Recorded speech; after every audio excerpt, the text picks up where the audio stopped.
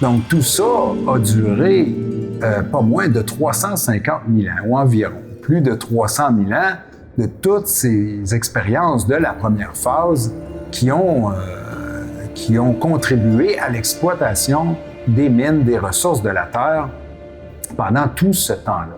Alors, il y a eu une habitation constante des Anunnaki qui était ici, et jusqu'à ce qu'il se produise cette phase 2, cette deuxième phase de modification génétique qui est très différente de la première et qui est celle que l'on retrouve plus particulièrement dans le livre d'Hénoch.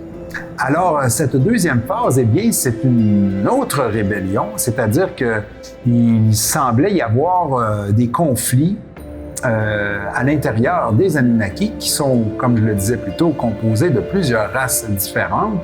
Et il y a eu de la discorde entre eux et certains groupes s'étaient, si on veut, attachés à la progéniture humaine et n'étaient pas nécessairement d'accord à l'exploitation aussi brutale et pragmatique de cette nouvelle race humaine créée et qui avait tout de même une conscience, une créativité.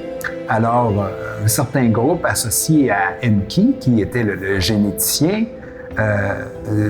désirait préserver quelque chose de cela, hein, ne pas simplement en faire du bétail pour le travail grossier. Hein. Il voyait quelque chose de plus grand dans cet être humain que simplement en faire de purs esclaves.